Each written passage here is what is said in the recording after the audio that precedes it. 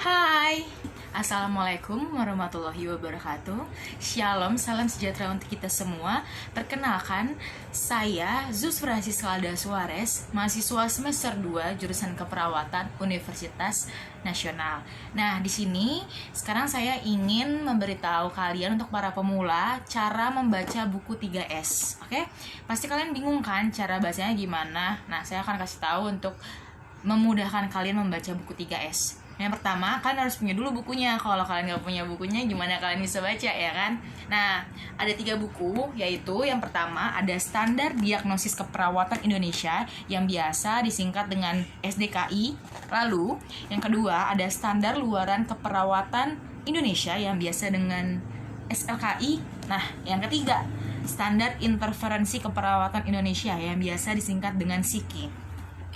Setelah kalian punya 3 buku ini, kalian harus menentukan topiknya dulu. Nah, kalau kalian nggak bisa nentuin topiknya, kalian mau baca bukunya gimana gitu? Karena 3 buku ini saling berhubungan gitu. Satu dengan yang lain itu saling berhubungan. Jadi kalian harus menentukan satu topik dulu. Kali ini saya ingin menentukan topik obesitas. Ayo, di sini siapa yang merasa badannya obesitas? Atau masih nggak ngerti tentang obesitas? Yuk, kita buka. Yang pertama, kalian harus buka dulu Standar Diagnosis Keperawatan Indonesia. Harus buka terlebih dahulu buku ini dulu. Oke? Kita buka dulu daftar isinya. Daftar isinya, ini ada banyak sekali penyakit-penyakit atau banyak-banyak banget resiko, perilaku-perilaku. Dan di sini sebelah kanannya ada halamannya. Tadi kita sudah menentukan topiknya itu obesitas. Berarti kita cari tentang obesitas. Di sini saya menemukan halaman 77. Oke, kita buka halaman 77.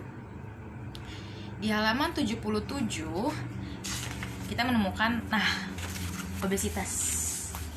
Di sini ada definisi, penyebab, gejala dan tanda mayor, gejala dan tanda minor, kondisi klinis terkait. Di sini siapa yang nggak tahu obesitas? Di sini ada loh, di buku ini tertulis. Obesitas itu adalah akumulasi lemak berlebih atau abnormal yang tidak sesuai dengan usia dan jenis kelamin serta melampaui kondisi berat badan lebih atau overweight.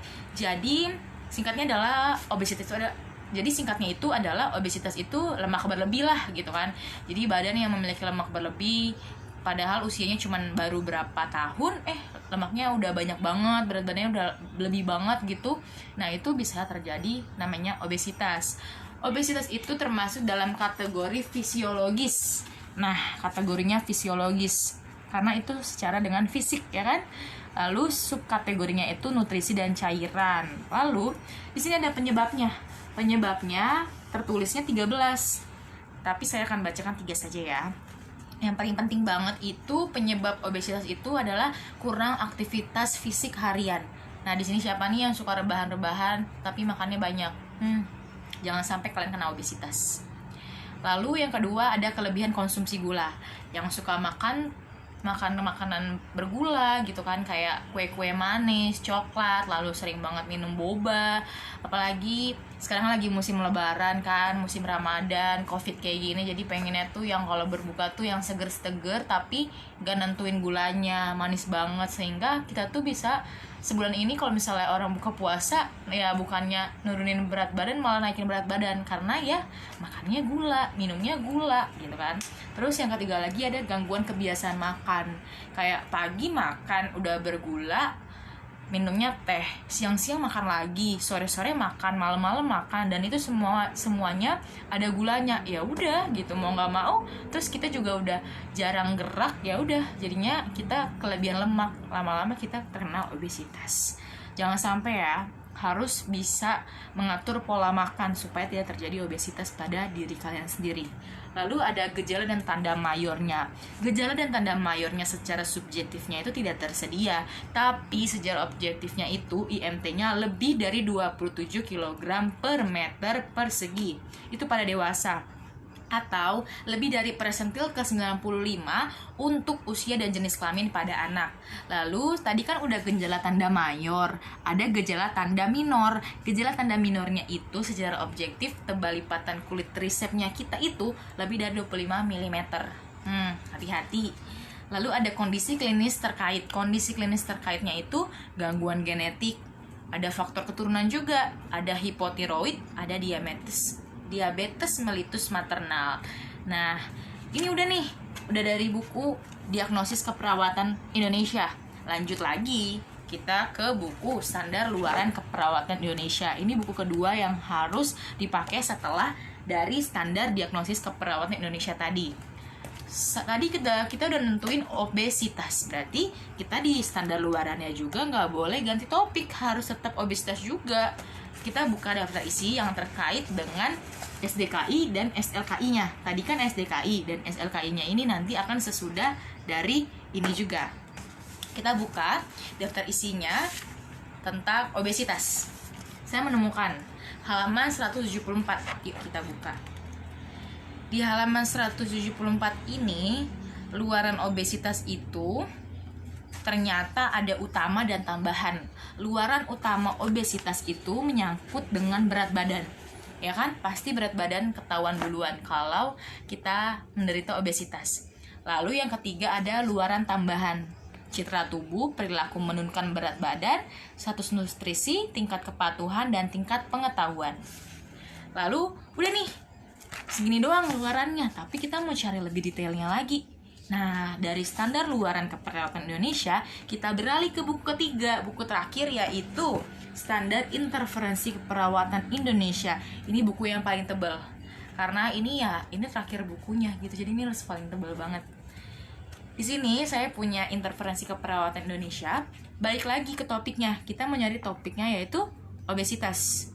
Yuk kita buka obesitas di daftar isinya, bagian daftar isinya yang SDKI dan SLKI tautan. Nih, yang ini. Oke. Kita cari halaman obesitas itu halaman 486. Banyak banget kan, guys? Bukunya ini tebel banget. Kalau kalian ngerti, pasti kalian bukanya gampang. Tapi kalau kalian nggak ngerti ya percuma buku tebal-tebal gitu kan. Nah, saya ketemu.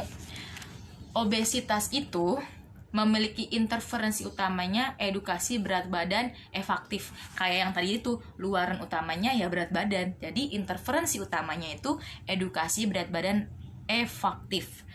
Nah, yaitu manajemen berat badan. Lalu ada interferensi pendukungnya. Interferensi pendukungnya itu ada dukungan kelompok, edukasi diet, pemantauan nutrisi, ada promosi latihan fisik, ada limit setting, ada manajemen cairan, manajemen hipoglikemia, manajemen hiperglikemia, manajemen nutrisi, manajemen perilaku, pemanfaatan cairan, reduksi anksietas, terapi aktivitas, dan masih banyak lagi. Jadi pokoknya intinya kalian itu nggak boleh rebahan terlalu.